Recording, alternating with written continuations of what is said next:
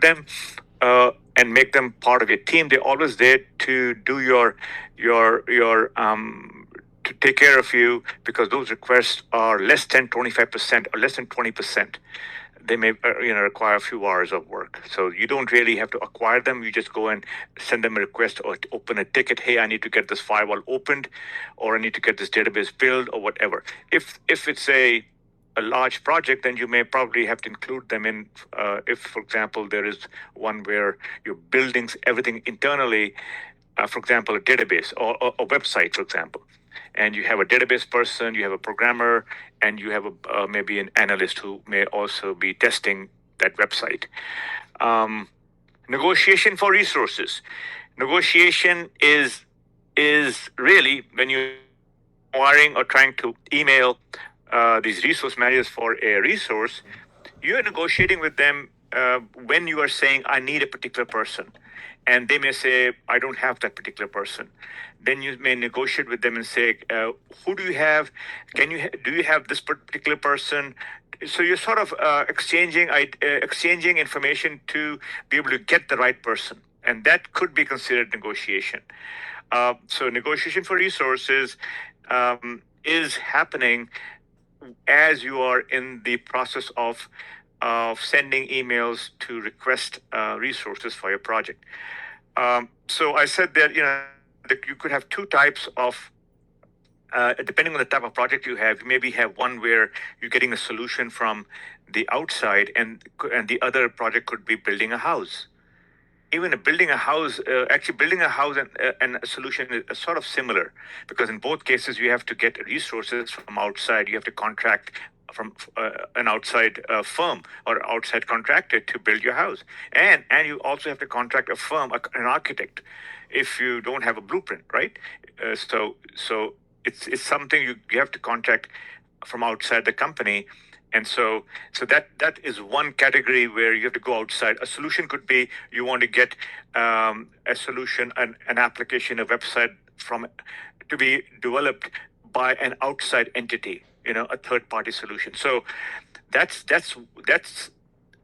one type of project where you have to go outside for resources. So this email I was talking to you about, where you have to send an email, that is when you need a couple of people that are part of your team, that are going to become part of your team, and they're coming from inside the company. So some of them inside, some of them outside. That would be your team in the situation where the solution is really coming from the outside. Where the solution is coming from the inside, where you are actually developing the website all by yourself, then you go and you send your emails and get your website developers, and that becomes your team.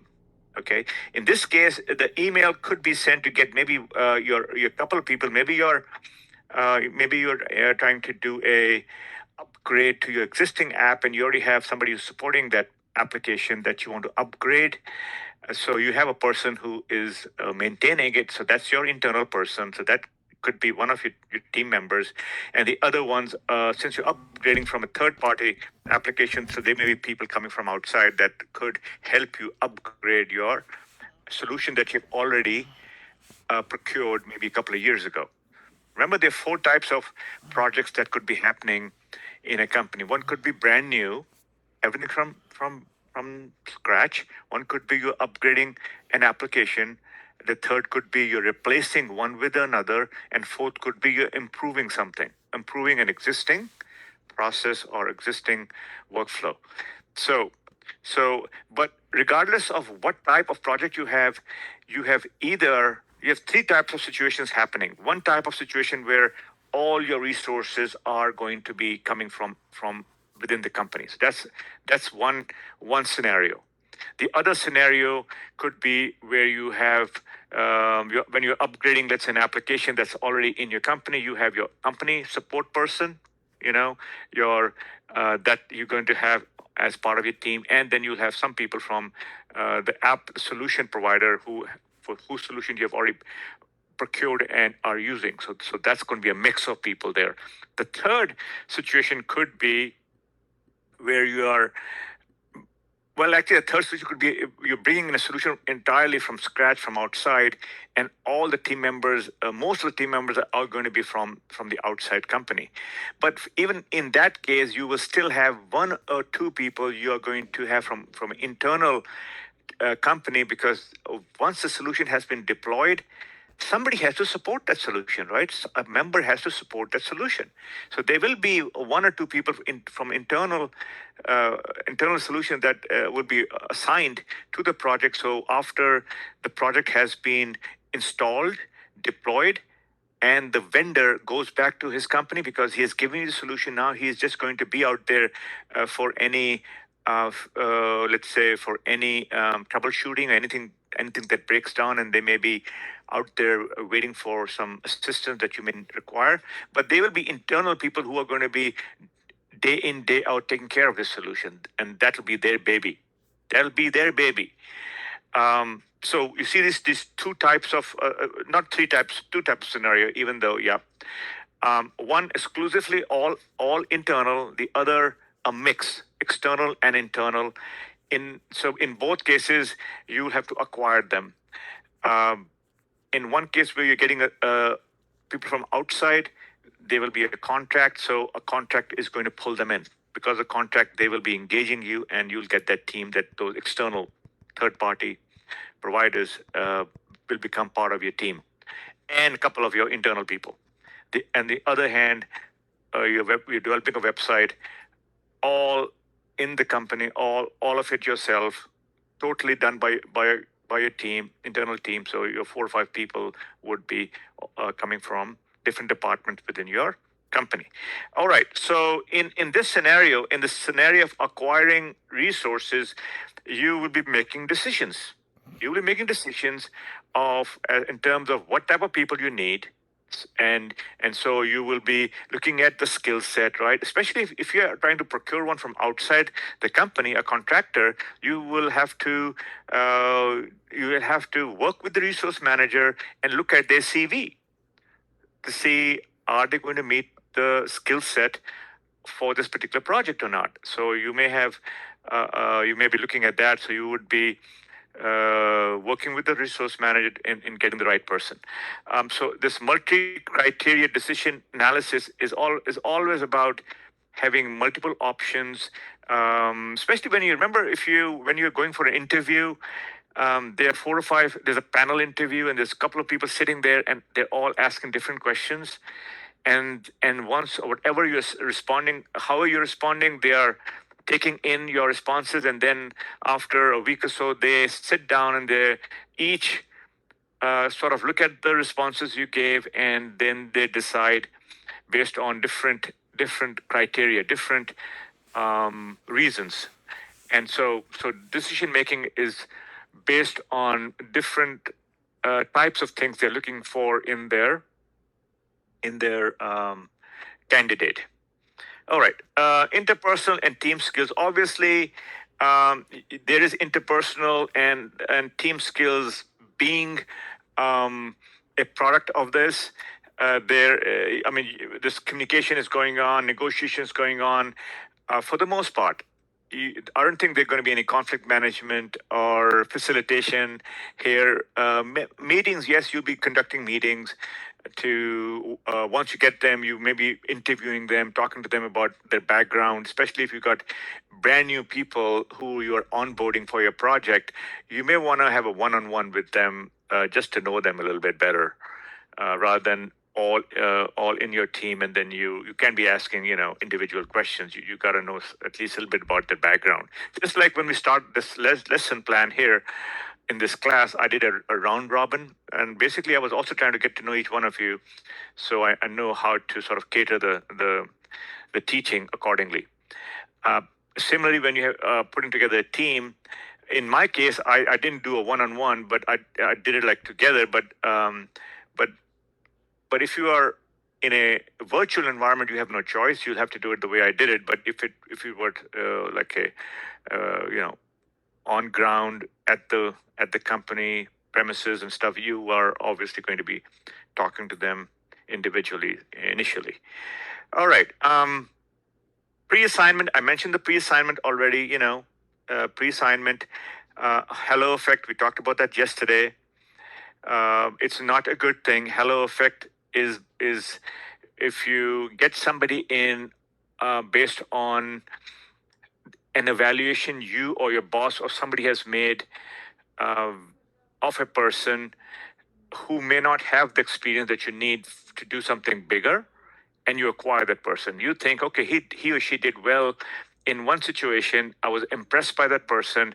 Now I'm going to promote that person or give him more responsibility, not knowing that the person may not be able to take on additional responsibilities. So you did not give enough time to your thought before you acquired that particular person. So that's sort of discouraged. Virtual teams, we know virtual teams have pros and cons. In my opinion, and the book says there are a lot of cons for having a virtual team, especially when you're working on with projects where the teams are coming from all over, from different countries and whatnot. And also, well, in my situation, obviously, we are virtually trying to learn. And if we consider this to be a project, so we are kind of doing it. And there are advantages, there are disadvantages also, right? There are disadvantages of doing running a project virtually. You can really understand your team members that easily. It takes a while before you get to know the team members. But like I said, there are a lot of advantages to going virtual. So we did touch on hiring, the hiring of contractors, and just in time. The just in time is really a process by which you acquire resources as you need them. And all the resources that I said, just in time is JIT, just in time. Just in time, an example for this particular concept would be where I said you have resources that are out there waiting for you to request something of them to do. If you want them to enable the firewall, you want them to build a table for you, you want them to give access to contractors coming on board from outside, they'll go and give you that access, make that badge. So these are just people sitting there waiting for work from you ad hoc. But you do have to give them a heads up. Hey, I will be needing you for this project, and I will let you know when I will need access, or I would need a function to be done by your team. But they will be just sitting there waiting for a request from you. And once they get the request from you via email, or you call them in a meeting, you discuss it and say, hey, can you build this table for me? It's just one-time deal. Just do it, and then they'll hand off their work to another team member, and then they'll be gone. So that's just in time, as you need them. All right. All right. So let's keep moving. And Paul, stop me if you have a question or if I'm going or I'm confusing any of you. Development methods. So development methods. What are the different development? When we talk about development, we're talking about developing the team. And this concept, this term co-location is a really useful one. And the question is, what is co-location? And it's on page 141. And why do we need to think about co-location? So the word co-location means you have to arrange your team in such a manner that they are close to each other. They are positioned very close to each other. Either they may be on the same floor of the building where you're all located, or they may be they may be on the same floor or same building. In other words, they are all are close to where they are. They're all co-located. They're not like all over, like different locations, different countries. Especially when you talk about a sprint type environment, you want people to be co-located, because the teams in a sprint are small, are stable, all of those characteristics we talked about earlier, and they're very self-managing, and they work best if they're co-located.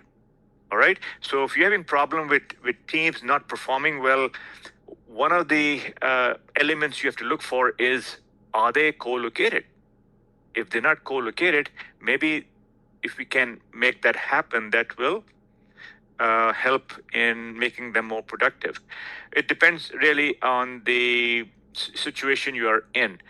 I know that even though in my company, a lot of IT people are like working virtually, but there are also some teams that are co-located in the company offices, because they have to work sort of together. They have to either work with the contractors and whatnot on the ground with them day in, day out. So they have to talk to each other. They have to go and see this, look at the site. They have to make decisions based on the location where they're going to be working. So they have to be in the co-location situation.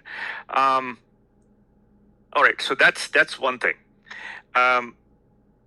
In virtual, this word virtual keeps coming up everywhere, right? Because it is important, and it is going to become a topic to be that will come up again and again in the PMP exam as well. What does virtual teams do to collaborate better? What do you give them? What sort of tools do you give them so that they collaborate better? And so there is a slide here about some of the tools, and also in the book, actually it's coming up, that help these virtual teams work better. Now, what we are using right now, this Zoom, well, we're not using a Zoom meeting, but we're using a Zoom type functionality here. That's preferred.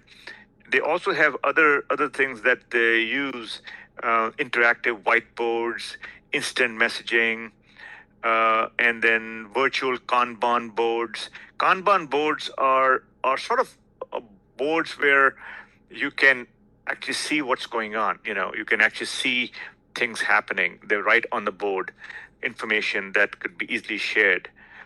And then what else they got here? Interactive whiteboard, we mentioned that. Live chat, all of those virtual tools are all allowed by the management for the virtual teams to use. Interpersonal skills, recognition and reward. Okay, so all of these methods are to develop the team. Bring them together, give them ways for them to communicate, collaborate by virtual methods. Interpersonal, make sure they're able to have a platform where they can drop things and take things, push and pull documents, pushing documents and pulling documents. Give them training. That's how you're developing them. Recognize them for work they've done, especially if they have accomplished something. You recognize them. You give them kudos. You give them words of encouragement, right? Words of encouragement, very important. I use the words like awesome, awesome, great going, guys, well done. Communication technology, and we talked about those right here. It's on page 141 in this chapter. Team building. So team building is how they actually get the stuff done, and it's all about going through the phase of not knowing to knowing and then becoming productive. So PM to guide. So what is the responsibility of the PM in building the team? One was what was PM responsible in developing them is by giving them all of these different tools. And then in terms of building them, you can guide them, you can improve team interaction by again by use those tools, and also by giving them the information they need. And that's what guidance is. Really, guidance has all to do with how you clarify the problem or the task that they have to work on, what they are here for, give them the vision for why you need to get this project done, the goals and objectives of this project. So you are the person that have to keep them focused by telling them exactly what they need to be working on and doing. PM responsibility to improve team's trust. Yeah, this trust would come up quite a bit. To have trust in a team, you got to make sure there is transparency. There's transparency. And so if I look at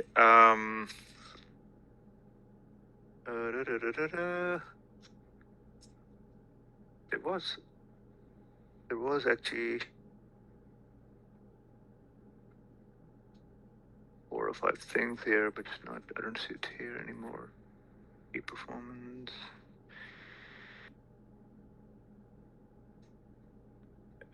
Okay. If I find it, here we go.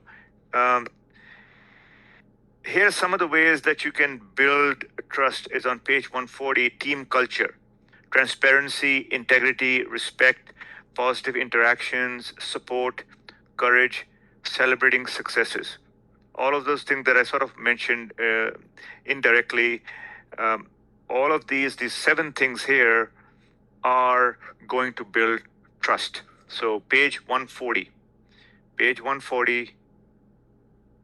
If in the exam there's a question about building trust and they give you some answers in your mind, you should have these 7 things in your mind as elements that are also going to improve team's trust. PM to keep the team focused on the goal. We discussed that. Make sure roles and responsibilities are clearly defined. That, I think, brings trust, keeps people on the right track. Because if they're not clear about what they are going to be doing, they are going to be causing problems for you, for the team members. So you have to make sure that we know what we're going to be working on today, what we're going to be working on this week. And so if we make that clear, and what your responsibility and what my responsibility is, right? So my responsibility is to teach, your responsibility is to read the book and understand and ask me questions and make sure you understand what sort of learning you are receiving from the professor. And you have to sort of picture everything that's going on in a team. And that's the best way to learn. Because when I talk about these things, I sort of also describe to you where is all these things really happening, and how are we connecting all of these things. Most of the collaboration, I'm talking about team building, all of this starts off in the planning phase. It doesn't start in the initiation because we don't have a team. In the planning, we get the team, we acquire the team, and then we start to develop them. And then we start to build them. And how we build them? By making them by the interaction. That's the only way you're going to build a team, by that interaction. And what's the first thing they're going to be involved with? In a kickoff. So we do the kickoff. Just like we kick off the class here, we do a kickoff. We introduce everybody to the project. And then we start to say, okay, the first thing we're going to do is trying to look at the requirements, then work on the scope statement, and they're going to work as a team to make sure those 2 deliverables are completed successfully, because everything sort of builds on the requirements and the scope statement. Whether you have an outside solution, third-party solution, or whether you have an internal solution which your team is going to build. So there are 2 main situations going on here. Totally internal or a mix, external and internal. In both cases, you should know the requirements, whether functional requirements or non-functional requirements. So when we do the scope next week, we're going to talk about functional, non-functional quite a bit. Functional is all about what you see. Non-functional is everything that you don't see, everything that's behind the scenes, the database, the hardware, the lab, the in your iPhone.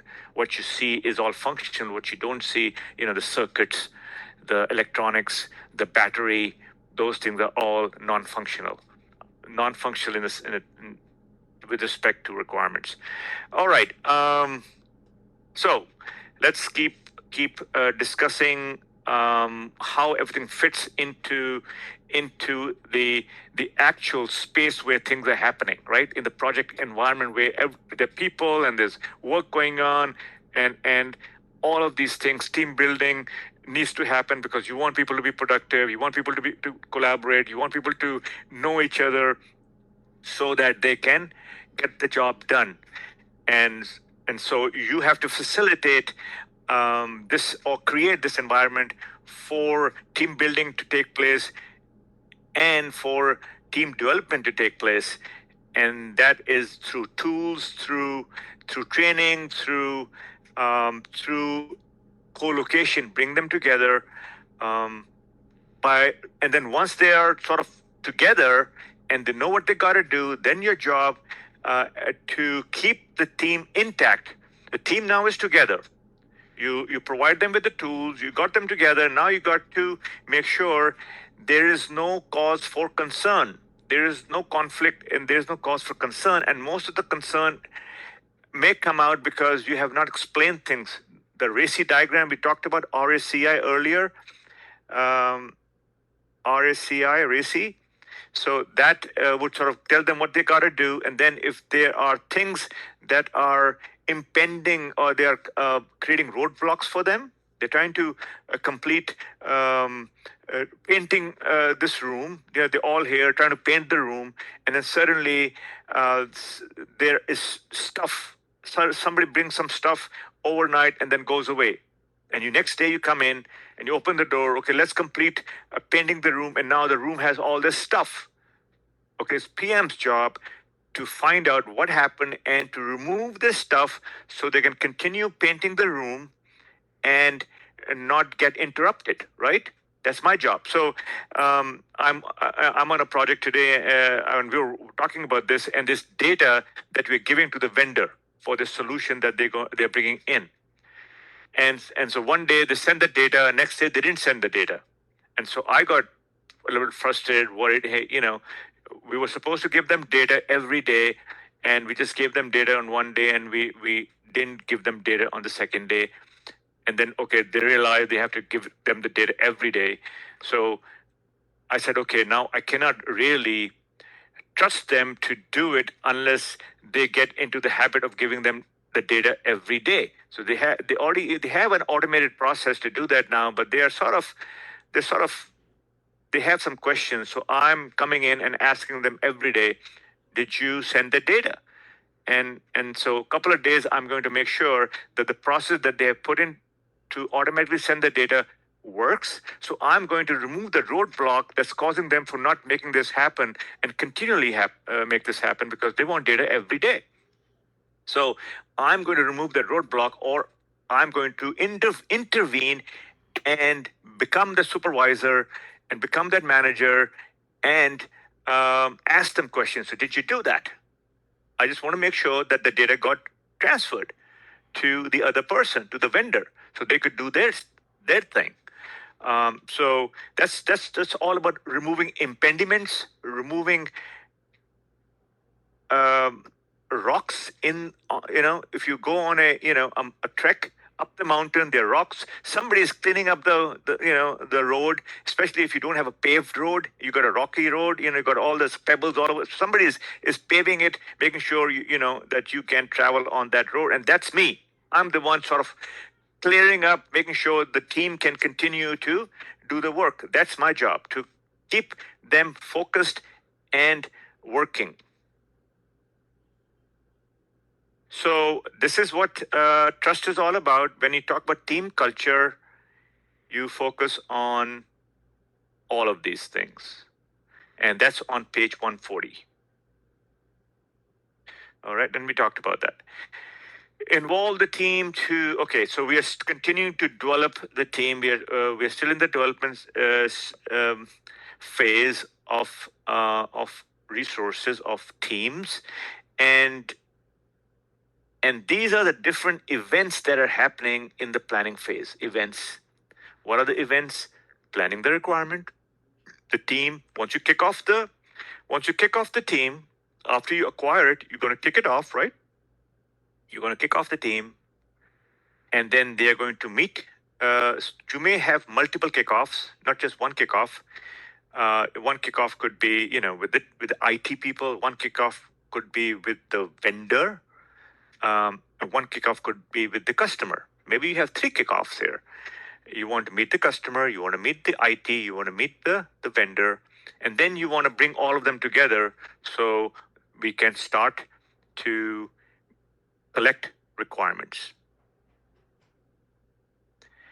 So this process in itself is going to help in building the team, because they'll be working together, working with the customer, and coming up with questions to ask the customer about the requirements. After they get the requirements, they're going to create the work breakdown structure, and we'll go into the WBS when we talk about the scope, talk about the schedule further down the road. But some of you who have already taken my basic class already knows about the work breakdown structure is nothing but a chunk of work that's in the requirements. What is the requirement? I want to build this iPhone. Make me an iPhone that looks beautiful, that works great, and gives me all these fantastic features. All right. So that's a lot of stuff you want. Okay, that's a chunk of work. There's a lot of work involved to get you what you want, right? So you can sort of organize that into a sort of hierarchical manner. The iPhone has voice. Voice could be one chunk of work. The other could be connectivity, how you connect, the earphones, whatnot. So that could be another chunk of work. And then you may have directories for phone, and you may have, where to pull down applications, download applications. So all of these things could be sort of organized, categorized, in a way so that you can deal with each one of those separately, and then combine them to come up with the product iPhone, right? And each of these categories of work from the big chunk, which is in the requirements, you would need people. You will need a team to work on this. You will need a team to work on this. You will need a team to work on this. Either they're doing it in one after the other, or they're doing it in sprints. It depends. So the work breakdown structure is going to be how you're going to do the work. And first of all, what is the work? What is the work, and then how you're going to do it. And so that's all. Work breakdown structures is the structure that consists of the work that you're going to be doing and how you're going to be doing it. And that's what I call the secret sauce. That's my secret sauce.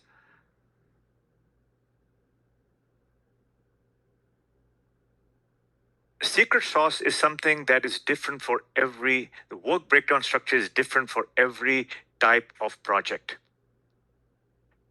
Because every solution in a project is different, right? If you're building an iPhone, the WBS for the iPhone is going to be different than if you're building a laptop. The WBS for the laptop is going to be different, right? So the laptop, the WBS is going to be different for each type of project, but initiation, planning, execution, monitoring, control, and closing is not going to be different for any type of project. It's going to always be organized in this manner. You do the initiation first, fill in the charter, identify your stakeholders, acquire your team, get into the planning phase, and start working with the team to get the requirements. That is going to be a principled method, a principled step for every type of project. Now, in some cases, the requirements would be very detailed. In other cases, the requirements may be fewer, like in a sprint. You may have maybe you in that from the backlog, you take out 5 things and work on those within 2 to 4 weeks. In the case of a dam or in the case of a stadium, your requirement would have hundreds of needs. We want this, we want this, we want this, we want this. If you're building, let's say, Empire State Building, we're building this the 100 floor building. For each floor, you'll have requirements, and so you've got a slew of requirements, right? But regardless, whether there are fewer requirements or there are many requirements, every one of this entity called requirements will have 2 categories, 2 main categories: the functional and the non-functional. That will never change. Even though what's going to be in functional would be totally different for each project, what would be in the non-functional, the hard stuff, the hardware, the back-end stuff that you can't see, it could be different for every project. But you'll always have requirements, you'll always have functional, non-functional, and from there you're going to build your work breakdown structure, which is always going to be unique. Secret sauce. If you're making a banana bread, the secret sauce, which consists of mixing the ingredients, is always going to be different from making a plain old bread, a wheat bread, for example. Different ingredients, even though it's going to be bread, but different kind of bread, but it's going to have a different secret sauce, right? All right. Okay. So how are we doing time-wise? Okay, we got good.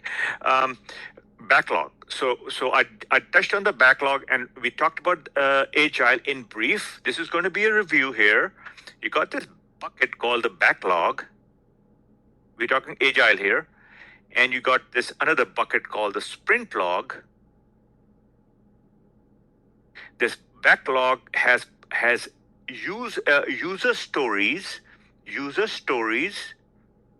and they're all prioritized maybe high to low, most wanted, must have to least have. So must haves on the top, must haves, and then at the bottom you have something that you needed, but maybe later on down the road. So you have all of these. You may have maybe 100 of these user stories.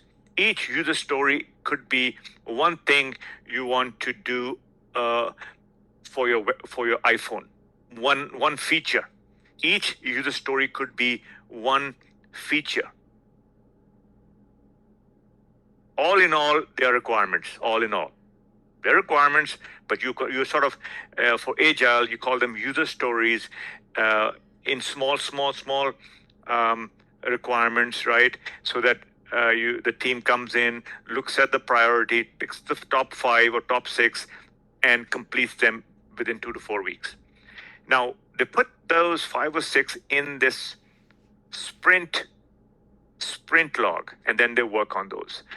So as a team is sort of working together and trying to discuss what they're going to be doing in this 2 to 4 weeks, what is happening? Team building is happening, right? Where they're getting to know each other.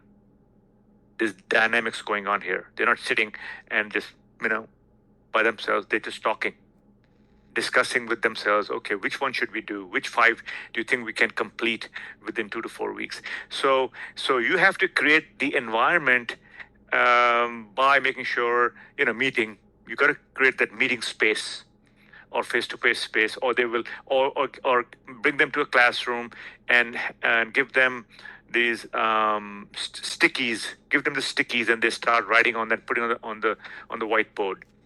Whatever the case may be, that's how you're building. They're going through this step-by-step way of recognizing and moving from unknown and to known. So in the beginning, that you were all unknown to each other, then you start to learn about each other, and now you know each other. So from an unknown to a known situation. So you're taking classes together. If the team members, if there's a solution which requires all of you to get trained on a new tool, maybe, then that is going to be in the back of your mind. You're saying, great, they're going on training, they're going to get to know each other.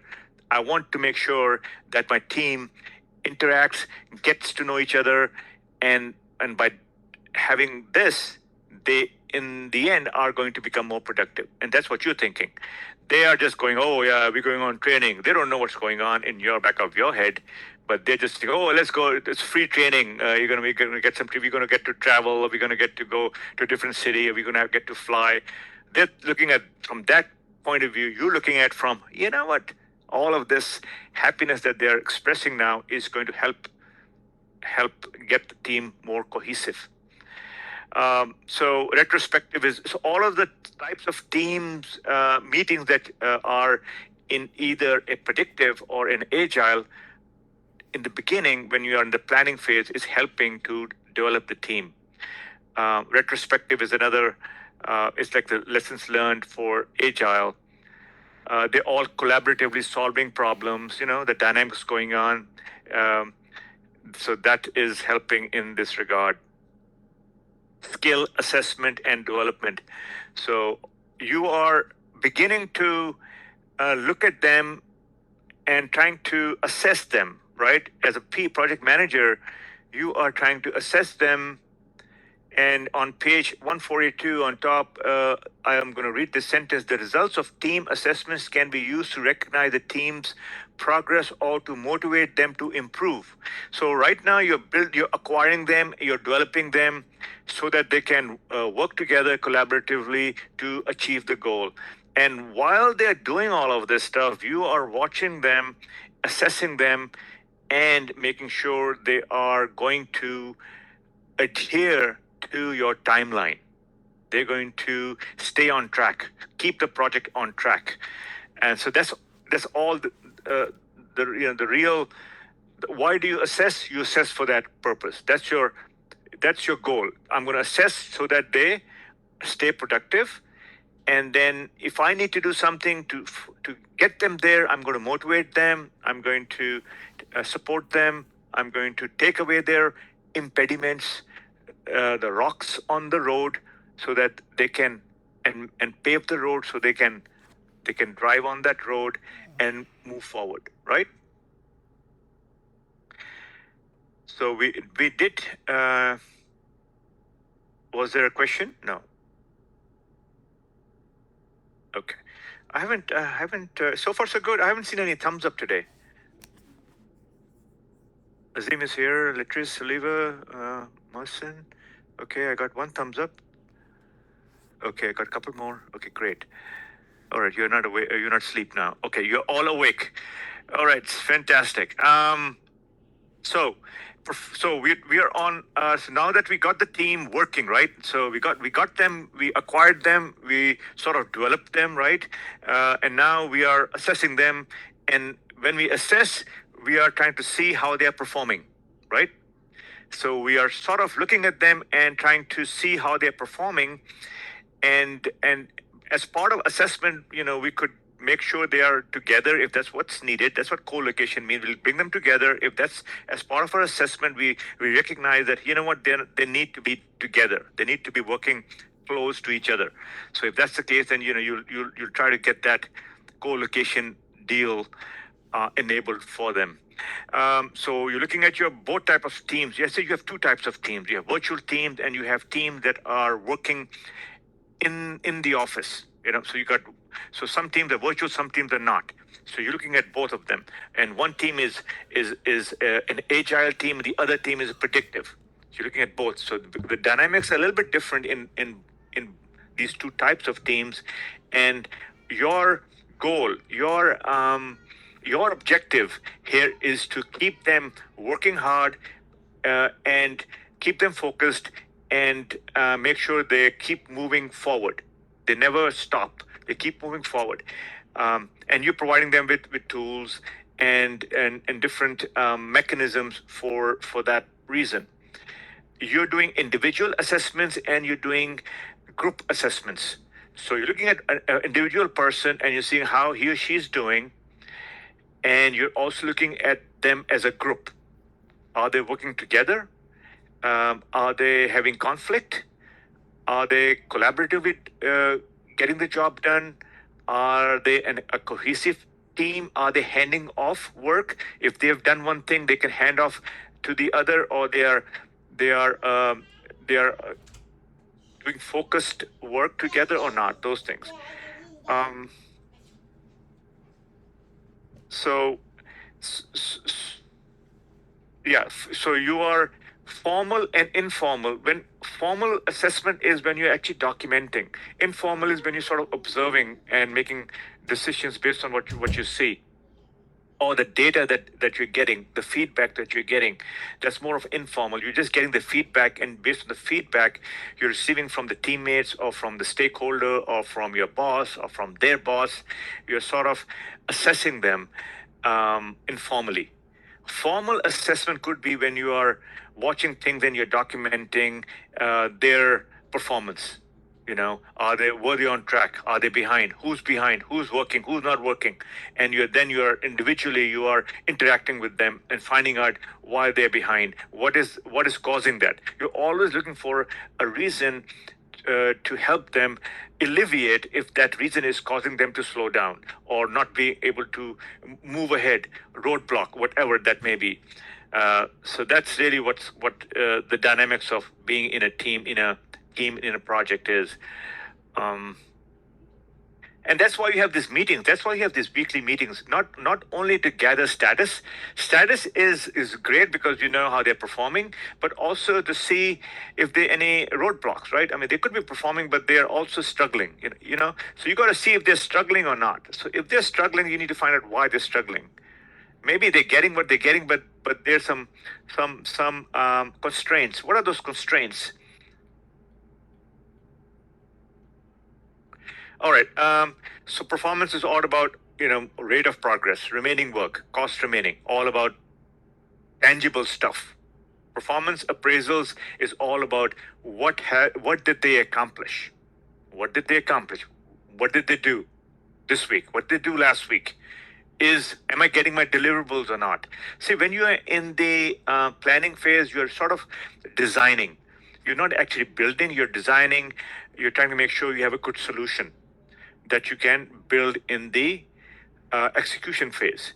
So the dynamics there are more of supporting them design, and giving them the right resources so they can think of what they're going to be building. And then once you get into the execution phase, then it's all about performance. You cannot assess them from a performance standpoint when they are in the planning. The performance really starts to happen, the assessment or the monitoring of their work, monitor and control. Remember that monitoring and control, that starts to happen in the execution where they're actually building. That's where performance really matters. Because if they're building it slowly, if they're not building it to the timeline, to the commitment they made to you. When they were planning, they said, we're gonna paint this house within 3 days, the rooms within 3 days. That was a commitment. That's what they planned. Okay, come the day of execution, go and paint the house in 3 days. And now you are monitoring and controlling them, trying to see what they said. Are they going to commit or meet their commitment? The timeline is 3 days, and I'm going to watch them, and I'm going to give them, if they run out of paint, I'm going to give them another bucket of paint. Here's another bucket.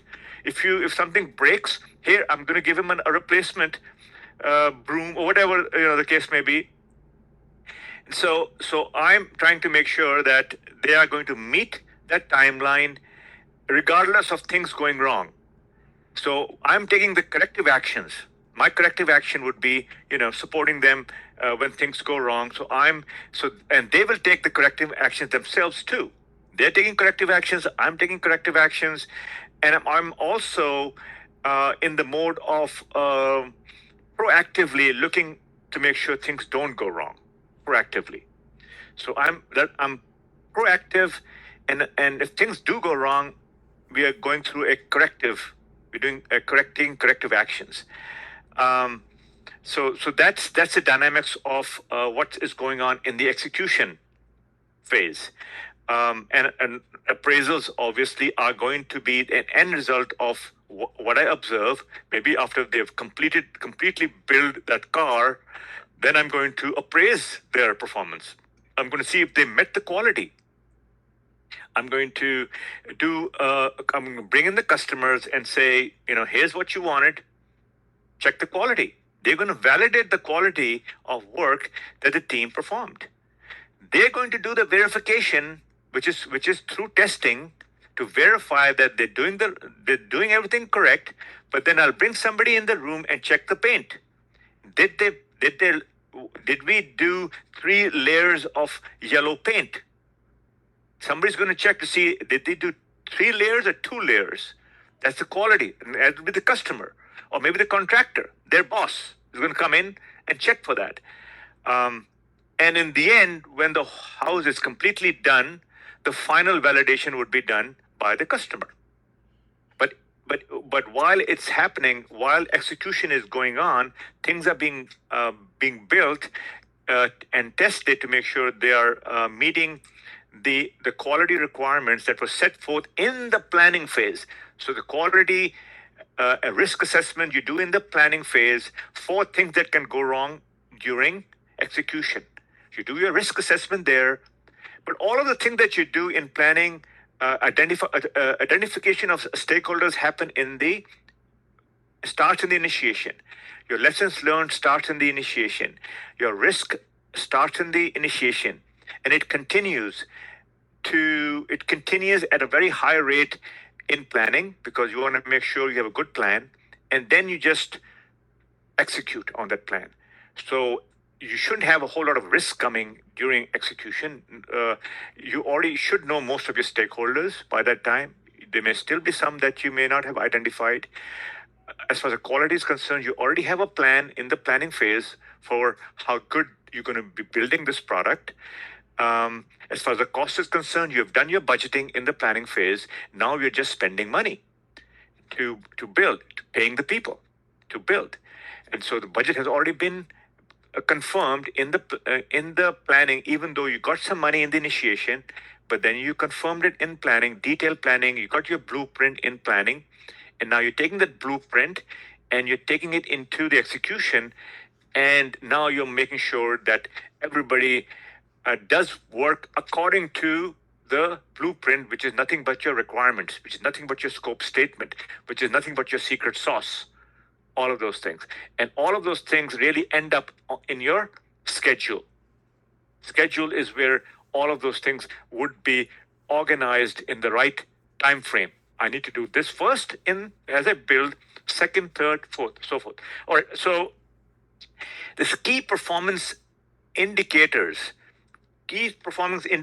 are another way to sort of monitor and control. Rate of progress, remaining work, completion dates. Are we meeting the dates that we committed for? Cost variance. Are we on budget? And KPIs could be things like we need to get this house. 50% of the house should be done within 2 months. There's a 3-month project. The house, a certain part of the house should be done. 50% at least should be done by this month. So some KPIs you're monitoring. These KPIs really are, a lot of these KPIs are key performance indicators, are having to do with quality, having to do with how you meet the requirements. What is the quality? How you define your quality? Did we meet those quality requirements? And what was that KPI, key performance indicator? Key performance indicator could be that this iPhone works 100% all the time. it doesn't falter, it doesn't break down, and that's one of our key performance indicators. You work on the iPhone for 24 hours, and let's see if it breaks down. Our key performance indicator is that on 24-hour basis, the phone shouldn't break down. It can break down, or the battery could discharge after 7 hours, let's say, and your KPI is 7 hours. And, all right. Any questions? The sound that I'm hearing, is it because there's a question or? No, it's just my laptop receiving messages. Oh, okay. Okay, all right. I'm sorry about that. No problem. So now we're going to touch on page 144. We're getting close to closing this chapter. We're going to start working on the problems at 8 o'clock. So I'm going to wrap it up by our breaks. After the break, we're going to do some problems. So burn down charts, let's look at where they are. Look at page 145. For those who have the book, but for those who don't, we're going to talk about. Burn down chart it looks like this. Oh, 322. Thank you, Olivia. So 322 is what you should be looking for if you don't have the 11th version. Burn down chart looks like this, and here you have a date, let's say, and then here you have hours. So you started the project with 300 hours. Let's say 300 hours is equal to 4 weeks. It probably doesn't. Yeah, with 3 or 4 people. Let's say all of their total hours. We have 300 hours of work, and we have a budget. X amount of budget. Let's say $50,000.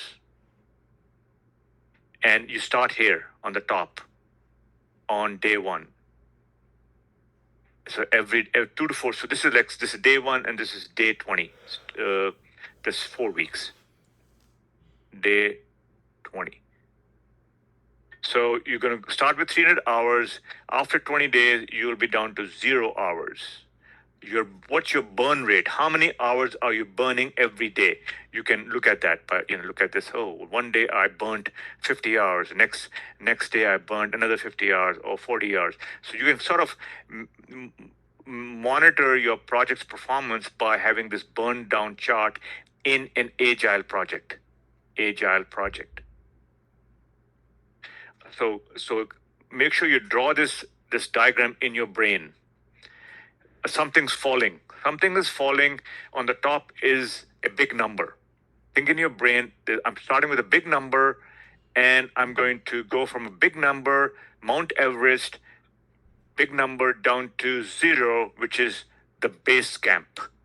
I'm going to the base camp from the top of the mountain. Mount Everest is 29,000.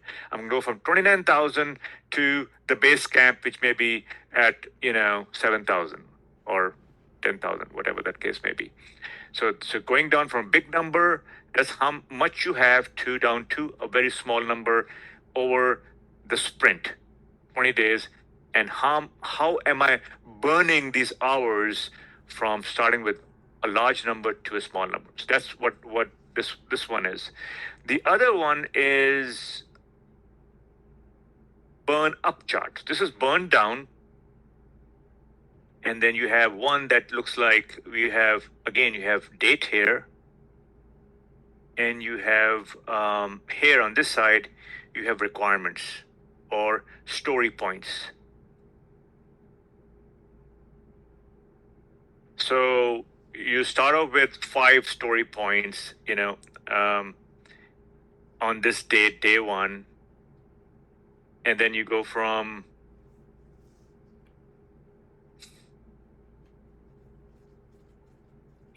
and then actually you start with 5, and then after sprint one you do 5, and then sprint 2 you do 10, and sprint 3 you do another 10, so there's 20. So you're going up, and then maximum is, let's say, 200 story points or requirements that are in your backlog. So you see how many requirements have been met over time. So this would be a burn up chart. So this would be requirements, time. The other one is hours and time. So one is going down, Mount Everest going down, and from this side, you are actually going up the mountain. That is coming down the mountain, and when you're going up the mountain, you are saying, how much am I accomplishing? How much am I accomplishing per time? How much am I accomplishing? And here, how many hours am I expending? How much hours are being burnt up as I'm coming down the mountain? So just keep those coming down with hours, going up with accomplishments. We're going from base camp 1, base camp 2, base camp 3, base camp 4, climbing up the mountain. And so at the end, you'll be reaching at base camp, whatever, and reaching the top. So burn up, how much am I accomplishing? Burn down, how much hours am I losing, burning to get to the end? I don't know why they do it this way, but this is how they do it. And so in the PMP exam, you could have a couple of questions on this. All right, so that was that issue log. For the issue log is a very common log. If you don't know about issue log, so they are actually. So we said let's talk. There's a stakeholder register, right? When you identify stakeholders. In the initiation phase, you are talking about this guy here. It's just a spreadsheet where you put in the stakeholder information. Now, you also have something called assumption log, which I don't quite like, never use it, but it was mentioned in PMI assumption log where you put in assumptions. There's also a thing called risk. They don't call it a log, they call it a risk matrix, where you put in all the risks. And there is something else called the issue log, where they put in all the issues. So basically, when you're setting up your folder in your project, you could have a folder, let's say a spreadsheet, and you can say, I'm going to put all my different types of logs or information under one form, one spreadsheet. So you create a tab, call it logs, and then in that logs tab, you put in your issues, you put in your risks, and you put in your information about your stakeholders. So you have your stakeholder register, your assumption log, your risk matrix, and your issue log all in one spreadsheet. Just so that you have everything in one place, easy to get to, so that when you need it, you just go one-stop shop. I love one-stop shop. I don't like to go all over the place looking for work, right? If you need something, you go to one place. You want to buy something, you go to HEB, or you go to Sam's, or you go to Costco, or you go to Walmart, or you go to Target. I mean, you go to one place and you get what you want, right? One-stop shop. That's why when it comes to logs, put all your logs in one spreadsheet, call it logs, and you can put your issues in there. Issues are something that have already occurred. If you cannot get into this class because the link doesn't work, that's an issue, right? If you cannot hear my voice because your headphones are not working, that's an issue. But if you foresee that happening today, if you foresaw that happening yesterday, that today, I may not be able to get into the class because of the link issue, maybe you would say, let me check my modem or let me check my internet connection in advance. So that would be a response to a risk. That would be a risk, really, because it hasn't occurred yet, right? You don't know it's going to happen or not, but you're sort of planning for it not to happen, but you're planning for it in case it does happen, what are you going to do? So risk is that. Something that has not occurred, issue something that has occurred. Stakeholder register, you already know what that means. All right, so that's that. And okay, we're going to end before the break. with 148. And then we're going to take a break, 15-minute break, and then we'll do some problem before I let you guys go. And then you can, when you get home, you can continue to do problems. All right. Situations, page 142. Unfortunately, this, Olivia, you may not be able to find it in the old book. If you find it, let me know. But Okay. I don't think you will be able to find it, but try to find it. So what I'm going to do for you is I'm going to give that to you. Actually, I have a PowerPoint in which I kind of copied it. So for those who don't have it, I'm going to upload it to the Canvas because it is that important. So no worries. Okay, so let me see if I can get to it myself. I can get to it. On what page did you say it was? This was on page 148. I have an exercise on 148. Is it still in? Are we still in team? You are on the right page. You're on the right page. Okay. You're on the right page. So that's what we're going to be doing. I wanted to see if I can get it up here so I can show you what this looks like. If I'm successful in getting that. So let's see. Okay, I'm going to stop here and I'm going to look for it and then we'll come back. So let's take a break now and then after the break we are going to look at that. So this will give me about 15 minutes. So let's get back here at 10, let's say 8:10. And I'll look for that while we are on this break.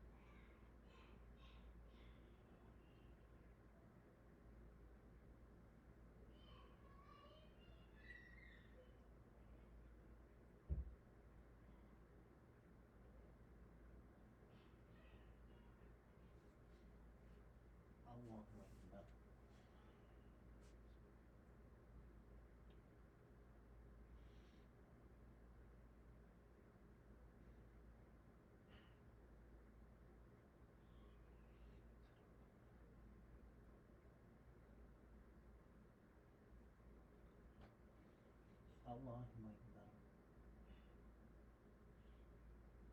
Seni Allahu limen hamide.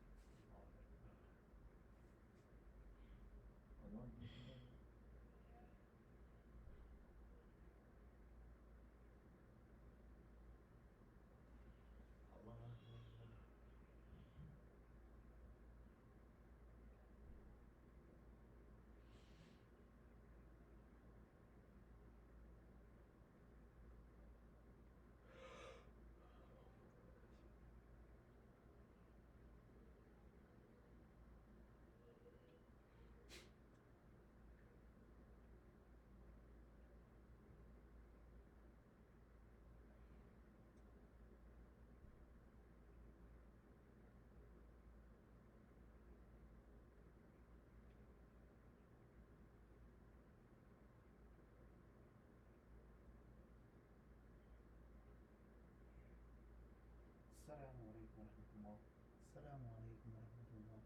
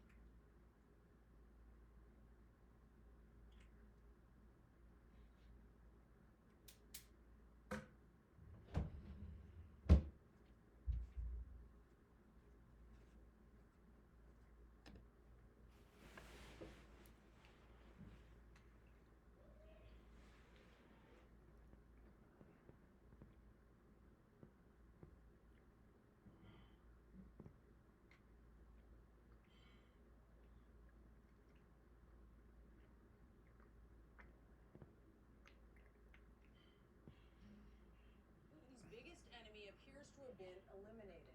Yevgeny Prigozhin, who led the attempted coup back in June, is now dead after the jet that he was flying in crashed, according to a group linked to the Wagner Group. This is video of Prigozhin's plane. You see it here falling out of the sky, minus one of its wings. A large trail of smoke billowing behind it. There were 9 other people on board that jet, which was at a cruise altitude of 28,000 feet before it disappeared from radar. Video from the ground showing the jet's debris burning. So far, no word on what caused the plane, which was traveling from Moscow to St. Petersburg, to go down. But U.S. intelligence is now most likely trying to determine if there was an explosion inside of the plane or if there was a flash on the ground, which could suggest that it was hit by a missile. So far, Putin is not commenting on the crash. We have a lot to get to tonight. I want to start with Fred Pleitgen. Fred, what more are you learning about the crash that is said to have killed this leader of the Wagner Group? Hi there, Brianna. Well, the Russians are saying that the investigators that are on the scene there are actually still working and trying to gather evidence. They say that they're looking at multiple scenarios as to what might have happened to the plane, including mechanical error, but of course also, as they put it, tampering with the aircraft as well. And of course, it's no secret that Yevgeny Prigozhin more than fell out of favor with Vladimir Putin. In fact, Vladimir Putin called some of the actions of Prigozhin treasonous. Now, of course, right now it's unclear. Oh, so if you guys are back, show me a thumbs up. I know Olivia's here. What about the rest of you? Okay, so I'm looking at the, what was the other page, Olivia, that you found? What was the other page? 298. All right, 298. Yes, that is absolutely correct. So folks who have the other book, that's where you need to go. All right, the reason this exercise is very useful is because it has a lot of situations. Remember, a lot of your problems are going to be about situations. And so this gives you a bird's eye view of some of the things that are happening. And if so, what should you do next? And so let me read the question here. Here or in your exercise notebook, write the initials of the key role responsibility for solving each of the issues listed. So the issues are listed below because much of the confusion for students is between roles of team members for T, project managers, PM, the sponsor SP, function manager, FM. This exercise is limited to those roles. So who's playing these roles is the question. And there are about 17 roles. Oh, let me show you on the screen here. Let me share my screen.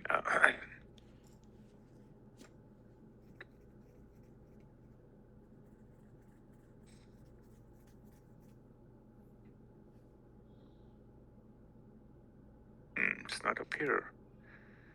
Close this guy.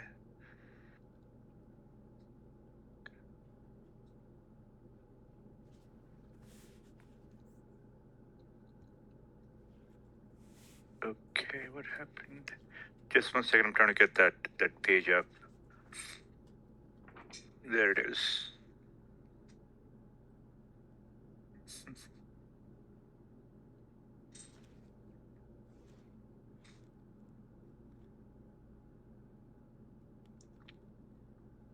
Oh, okay, all right, so let's go back here. And okay, you should be able to see it now.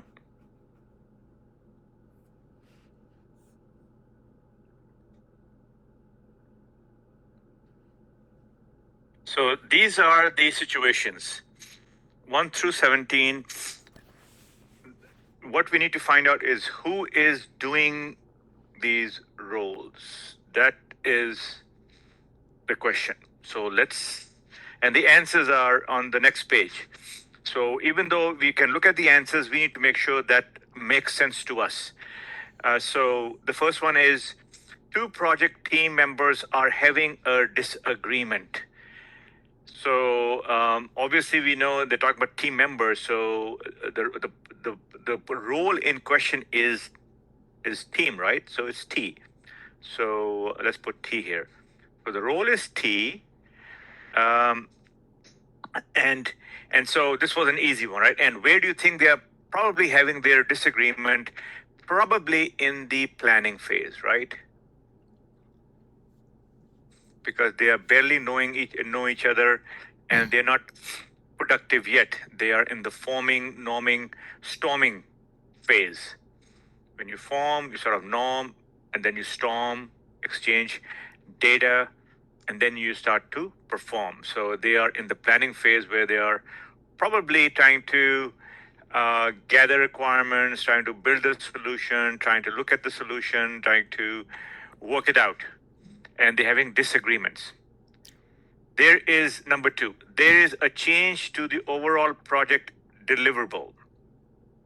So somebody is bringing in this change. Who could that be? The sponsor. Yeah, so I mean, the team member is not going to bring the change, right? I mean, team members can, but it's usually somebody in the leadership role. So leadership role, let's put leadership role, and the first person that comes to mind is the sponsor, SP. All right. So because our choices are SP, sponsor, functional manager, team member, T, and PM. So we got 4 roles here. Great. So change, when you see a change, it has to be somebody higher up, because it may involve, doing an impact analysis, right? Triple constraint. Whenever there's a change, you do an impact analysis. First of all, you understand what the change is, reason for it, and then you do an analysis, impact analysis, to find out what's the impact of this change to time, cost, and scope. Next one, who's going to do number 3? I'll do it. Okay. A functional manager is trying to pull a team member off the project to do other work. And so it says T for team members, but that don't make sense to me, and I'm gonna tell you why. Okay. Because it's the functional manager. Like, a team member can't pull himself off unless he quitting, right? And so it says T for team member, but if the functional manager is trying, then it's him making the decision. Yeah, Maybe I'm just understanding no, the question. I think you are right. You are absolutely right, because the action is coming from the function manager, right? He or she is taking the action. So I would not. I wouldn't go for T. I would go for FM for number 3. I hope everyone agrees with that. If somebody disagrees, let us know why. Okay, who wants to do number 4? Could you explain why is it FM? Okay, because the team member is the one that's being pulled off the team. By whom? By the functional manager. So functional manager is the one who is actually making a decision to pull this team member off the team, right? So the focus here is not the team member. The focus is the functional manager. Yeah, but I have a problem with this one. So because it says on the top here, write the initials of the key role responsible for solving the issue. So the solving part, that will be a PM for this. If a functional manager is trying to do this, your role as a project manager will be to solve that problem, right? So, but ultimately, wouldn't it be, because the PM, the functional manager, is in control of the resource, which is what the team member is, right? So the PM is using the resource of the FM, and he controls where his team members go. The PM he has to request that resource.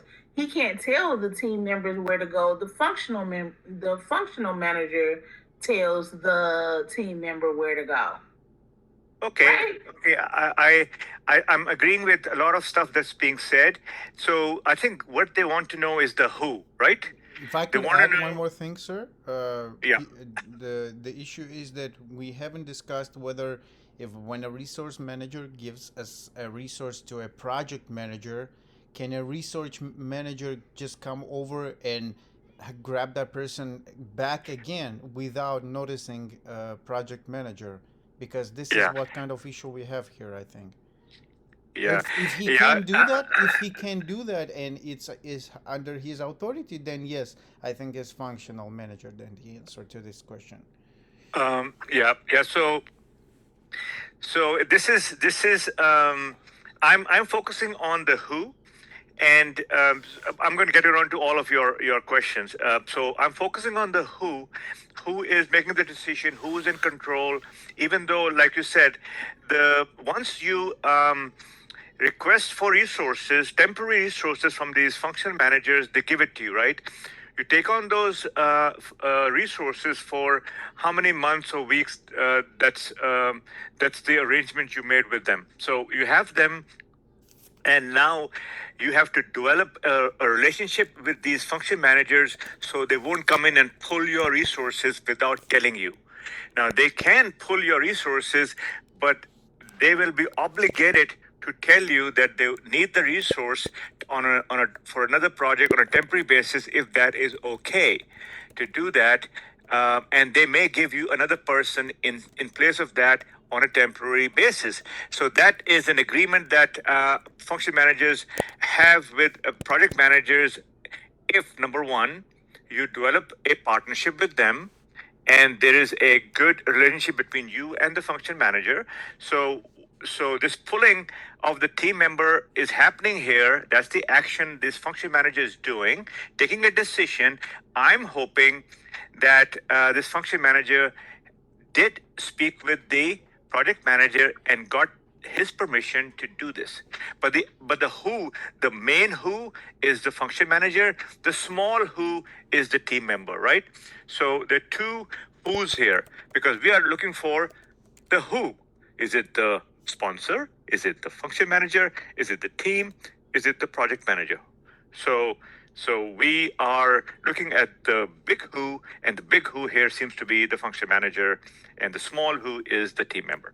So I would still lean on the function manager as being the big who in this situation.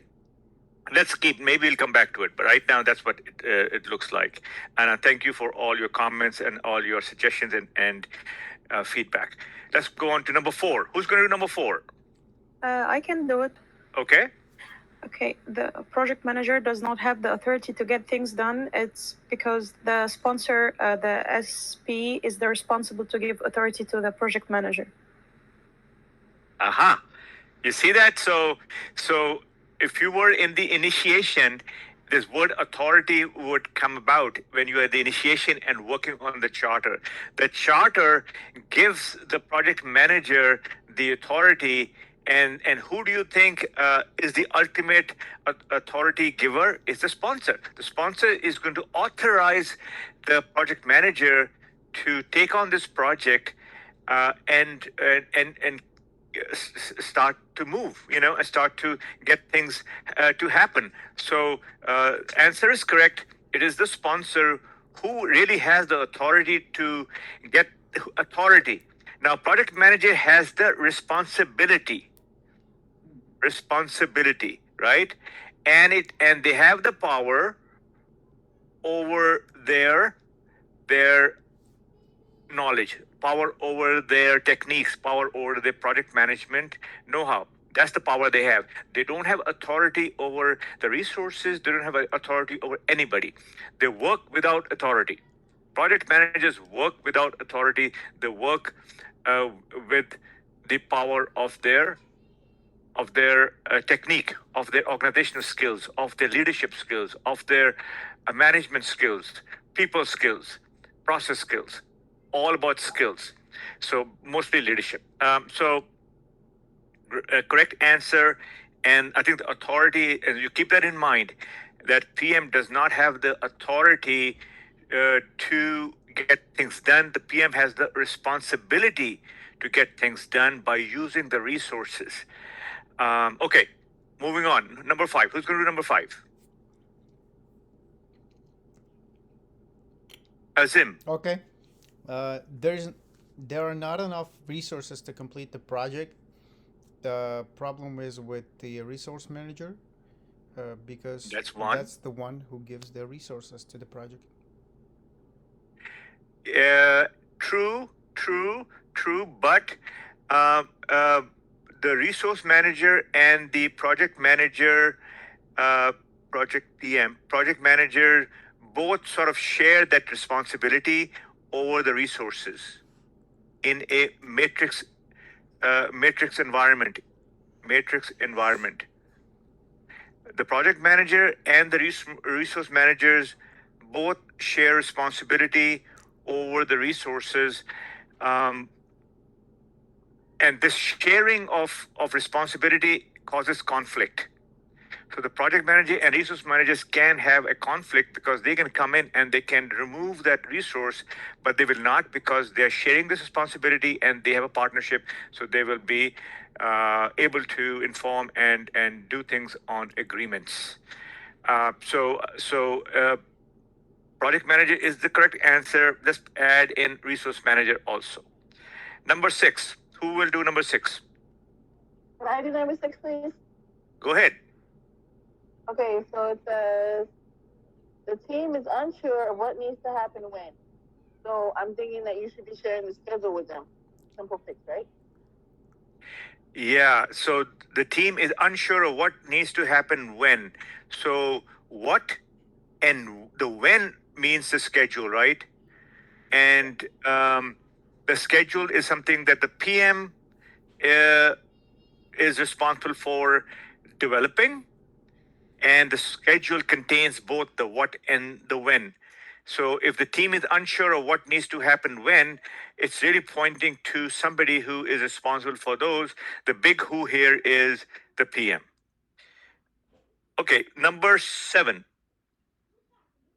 So if you had a chance, you can go back to doing this one. I'll do it. Go ahead. An activity needs more time and will cause the project to be delayed. So it says sponsor because the sponsor is the only one that could approve that. But wouldn't that be a PM problem if our activity is being delayed? So the big who is the sponsor. The small who is going with the project manager. The project manager's responsibility is to bring the problem to the big who, and especially if they need more time. If they need more time, if they're getting delayed, which they are in this case, they're getting delayed, and the project manager realizes that they're getting delayed. They probably need more time, and so they have to go to the big who, and the big who is the sponsor. And isn't that the point where they would adjust the scope? They are going to adjust the scope if absolutely. So let's take a look at that. So once that happens, that they are falling behind, then the project manager is going to look at the triple constraint, because every time you go for especially if you're asking for more time, money, or scope changes, you have to look at the impact. So if there is an impact to the scope, in this case, maybe there is, maybe they're not. So if there is, then they have to update the scope statement. If there is obviously going to be a change in the time, so they have to update the timeline, right? The schedule. And as far as the cost is concerned, they have to see if there's going to be an added cost to this. So if so, they would again have to do reforecast and add more cost. Again, they'd have to go to the big who. So for any change that is significant, now remember that any change that is significant, they are going to go to the big who. If they Can I ask a question? Beg your pardon? Can I ask a question about the question, please? Yeah, I just wanted to know. Can I ask a question about this question, please? Yeah, absolutely. I think I'm sort of done there. Yeah, go ahead. Yeah, I wanted to know, so would the sponsor use the agile team now? So now that something is going to take more time, would they use the agile team here to minimize the cost, or is that not? Okay, so when it comes to so let's look at this scenario. In this scenario, looks like they were behind, right? Because it was delaying. They were behind. They needed more time. So in an agile, they have what they call is it's time boxed. The 2 to 4 weeks is they're boxed in. They cannot go outside this box, which is 2 to 4 weeks duration. So if they needed more time, they would probably not be able to complete all the, let's say, 5 user stories if they had 5 things to do. They probably are going to complete 4 and leave 1 and then put that 1 back into the backlog for the next sprint. Then they can probably go back to the backlog and take out the one they couldn't do and then add to the new sprint log, the new 5 that they're going to do for the next sprint. So that's what happens. They are not going to ask for more time in a sprint. They are just not do it. They just do 4 out of 5. That's the sprint. In the predictive, they are going to ask for more time. In that case, they're going to ask for more time. They're going to go through change control. They're going to do an impact analysis, and they will get approval from the sponsor if they need more time or scope or cost, more money. I hope that clarifies that. Who's going to do number 8? I'll take number 8. Okay. So that's very similar to number 7, except that we thought causing the project to be delayed. So it's assuming that we are not going to go to the sponsor to ask to extend the project. So I think that should be the team needs to pick up the slack, but it could be the project manager. Yeah, that needs to solve the problem. Who's the big who here? The PM, right? Yeah. It'll be, in this case, the big who is going to be the PM in working with the team. Team would be the small who, right? In this case. Okay, number 9. Who wants to do number 9?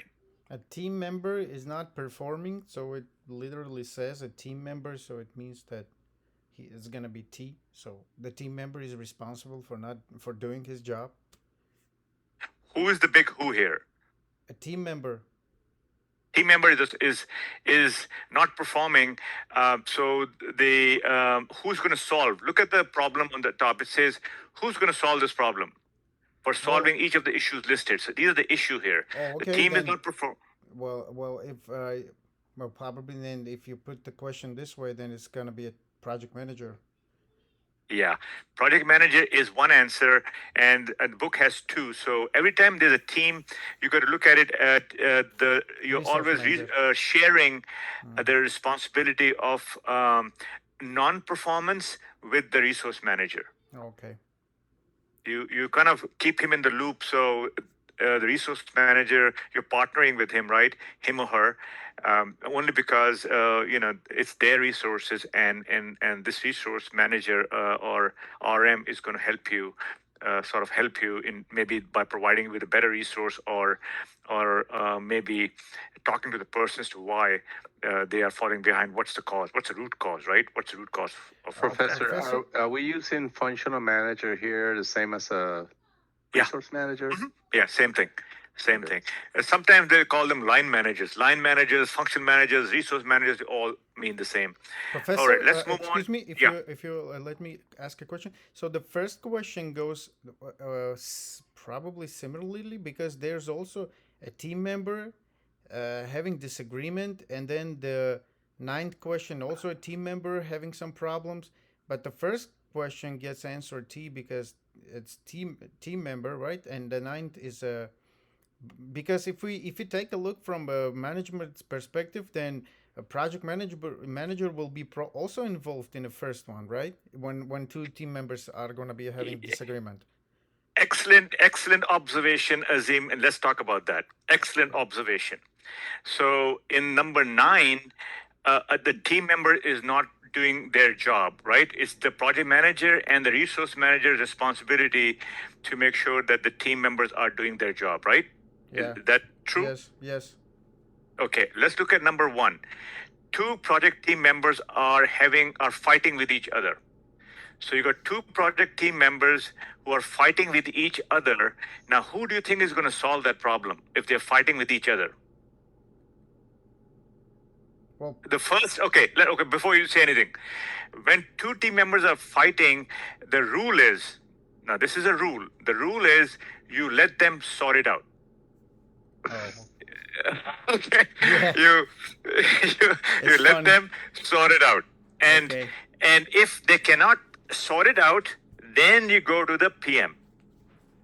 And if the PM cannot sort it out, then PM asked resource managers help to sort it out.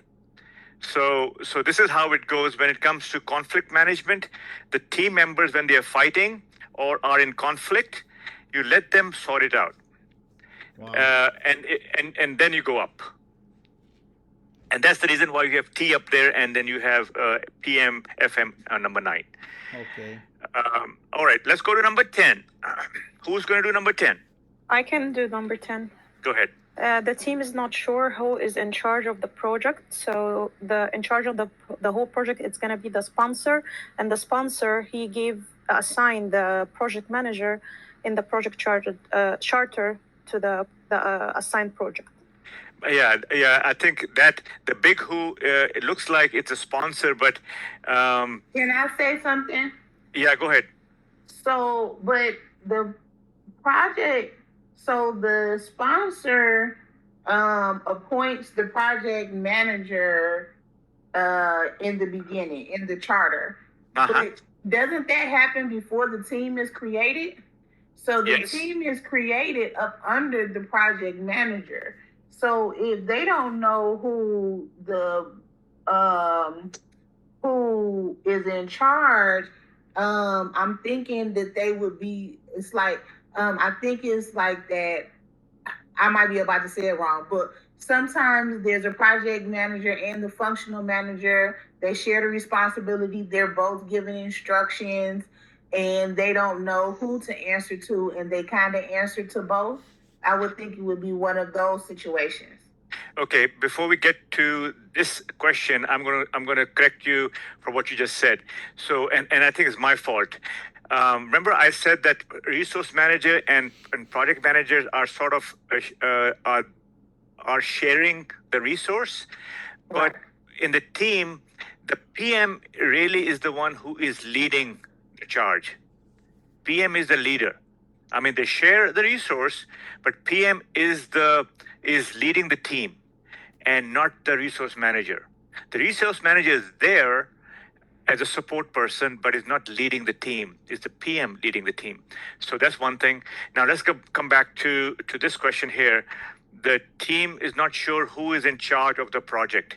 So if the team does not know who is leading the team, which should have been the project manager, that means there's something not quite right, which means the assignment of PM was probably not done correctly, or there is some confusion here.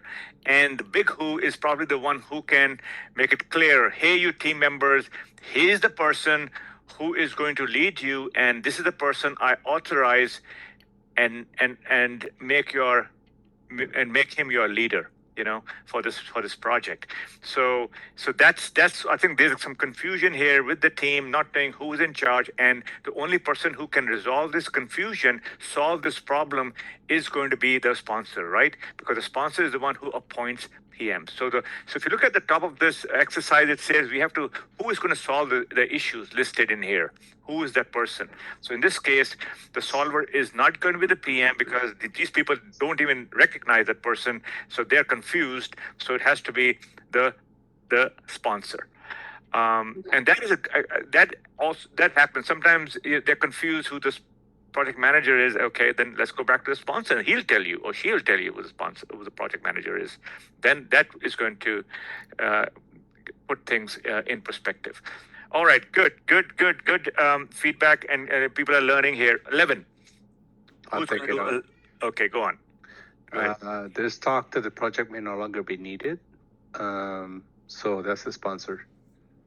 Looks like it, right? Because he will be the one to say whether it's going to go or not go. Right? Absolutely. He'll be the last person to make that decision. The project manager can send his recommendation, right, up the chain, but he cannot say, hey, we need to stop this project. He cannot stop this project. It has to be the sponsor's decision to stop the project based on the project manager and team's recommendation. So 11 is good. Number 12. Who wants to do 12? I can do it. The sponsor provides an unrealistic schedule objectives. So the sponsor is responsible for this? The sponsor provides unrealistic objectives.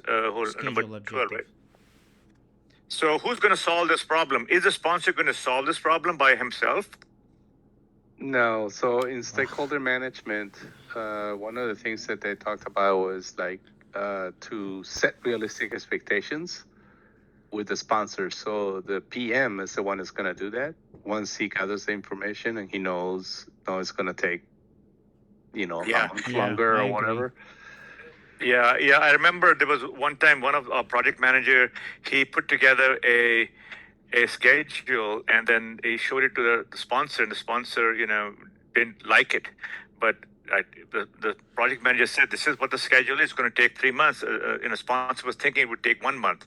And so he put him in showed him the reality. So it's the PM who's going to show the PM, the sponsors the reality. Once they do the planning, we'll go through the planning and create a schedule during the planning phase. All right, good. Number 13. Who hasn't done a couple? Number 13. I can try again. Okay. The team is in conflict over priorities between activities. Well, here obviously it's a project manager because he can prioritize one on top of the other. Okay, I think this one we can learn from this number 13. If it's a agile project, the team is going not to the project manager. The final decision is going to be made by the product owner. If it's an agile project, let me write it down here. Product owner. Now, if it's a predictive project or a waterfall type project, then it's going to be the project manager doing this. So keep that in mind. The product owner goes to the customer, gets the requirements, and then it puts it in the backlog. He does the prioritization with the team, but really he works with the customer. So the customer tells him, the product owner, what should get done first. Now, after that happens, then they have a sprint planning meeting in which the team works with the product owner and takes out the 5 of those prioritized user stories from that backlog bucket. And so if a decision needs to be made, the team is going to the product owner for the final answer. So in this case, I think the assumption here is that we're not looking at an agile type situation. We're looking at a productive, and that should be, if nothing is said, then you should assume it's predictive. In the problem statement, if they haven't mentioned agile, or if you cannot detect that, then you should assume it's not agile. In this case, we're assuming it's not agile. So, and here they are saying matrix organization and stuff. They didn't say agile anywhere here. So we're assuming it's not agile. So for 13, it's the PM. Correct. Number 14. Who wants to take number 14? I can take it. Go ahead. The project is behind schedule, so the only one that's responsible for that, it's going to be the project management. He's the only one that had the control. Absolutely. He's the big who for that. Number 15. I'll take it. Okay, go ahead. A team member decides another method should be used to complete their activity.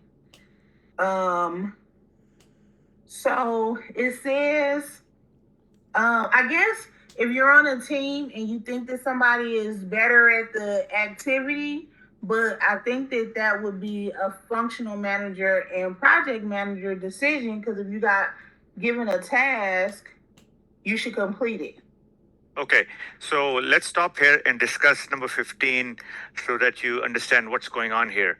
So when we have, let's say when we want to build a phone, iPhone. I'm sorry. I think I misunderstood it. It said another method, not another person. My bad. Okay, but I think it's a good question to learn from. So let's just take the example of a phone. We're trying to build a phone, and it's a team who's going to build it. So they're going to design it. They're going to propose whether we should do it this agile method or should we go predictive method. So the team has a lot of say so in as to how it should be done. So they do it. They make the decision with the PM, but they influence the PM in deciding which way it should be done. So team member has a lot of influence in selecting the method they're going to use. So that's why it's sitting as team, because of that fact that the PM PM can say let's go agile, let's go predictive, but if the team is not agreeable to that, because they're the ones who's going to have to go through all of this, right? The building and testing and all of that. So they have a lot of influence into determining what method should be used. So 15, I think we can all learn from that. Team is the right answer. Number 16. This is a short sentence. Who can take the short sentence? I can do it if nobody's gonna take it. Go take it. Okay, the project is running out of funds, so it's gonna be the big who, the higher up. So it's gonna be the sponsor because he's the one responsible for that from the beginning. For the money. Yes. For the money. Yes. So whenever you need money, you go to the big who to solve the problem. When you need to make a change in the scope and it's significant, you go up the chain to the big who to solve that problem. If you need more, if you need to add new feature, significant, go up. Triple constraint, all of those, the person who's going to have to approve it as part of change control is going to be the big who to solve the problem. Okay, good. And last one, who wants to take this last one? Can I please do it? Take it. Okay, I think 16 and 17 are the same question. So I think you would again go back to the sponsor. Okay, read 17. Let's see what that is. Okay, additional work that will increase costs not included during the risk management process is added to the project. So additional work is going to come not from the team, right? It's going to come from the leadership. If they want to add more features or add changes to the project, the changes are going to come from a stakeholder. And that's why it's SP is the answer. We don't want to entertain changes from the team, right? I don't want a team to come up with new ideas, right? It's the customer. It's the customer who's going to come up with the ideas. The team member can suggest things to the customer, but let the customer be the one to be asking for to bring in the problem so that the team can solve. All right, so this is a good exercise for this chapter because it highlights a lot of different things, and I'm by hearing your answers, I'm beginning to think that you guys know what happens when. That is very, very important to know what happens when, because most of the questions are situational and they talk about different things happening and different people doing different things. And so you need to know, for this, who do you need to go to? For that, who do you need to go to? What does team do? What does PM do? What does stakeholder do? What does sponsor do? So by doing this problem and thinking, and in your mind, having a clear idea of what goes on in each of those 5 phases, I think you can easily master PMP. You can easily pass PMP. That is the fundamentals or basis for all of these different helpers that we are learning. All of these helpers are 10 knowledge areas. You got to know fundamentally what goes on in a project in a dynamic fashion. Because projects are not like a static. They are moving all the time. Things are happening in different buckets, like in initiation bucket, in the planning bucket, in the execution bucket, in the monitor and control bucket, in the closing bucket. So you got to know, you got to have a very good understanding of that. What happens, and if something does different happen, how you're going to overcome it. All right, this was excellent exercise. If you find exercises like these anywhere, please do them. So, and I'm going to pinpoint if I see these exercises. So let's see what time it is, and then it's 8:50. So what we're going to do is for your homework, I want you to do all the problems from chapter 6. We're on chapter 6, so do all the problems. Actually, do all the problems from 1, 2, 3, then stakeholder management, and then in the resource manager or team management chapter 6. So do all the problems until we meet again on Monday of next week.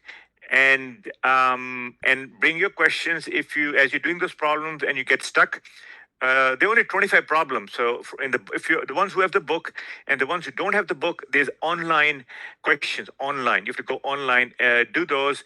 And if you need more problems, if you want to do more problems, you can go to my Excel spreadsheet. Oh yeah, we didn't even look at that. So there are more problems in the Excel spreadsheet also. And in the PowerPoint, in the end of the PowerPoint, there are additional more problems actually also. So Excel spreadsheet, go there. That's in the Canvas. There are problems in there under the resource tab. There are about 27 problems there. You can do those. You can do the back of the book. You can do online. So you have plenty of. That's your homework. So if you want to know what your homework is, that's your homework. All right, everyone. I'm going to let you go now. I'm sorry. Yes, go ahead. You said about chapters. Do you mean the chapters in the book, or which chapters? So if you let's go look at that. Let's just close this one. Let's discard this whole thing. Let's go back to our syllabus. Oh, in the syllabus. Okay. Yeah, in the syllabus. Look at the syllabus, and you will find the chapters in there. Just do those, and I'm going to kind of go over with you quickly if I can get to that from here. Let me stop this and share the syllabus now. Okay, hope it's here. Yeah. All right. So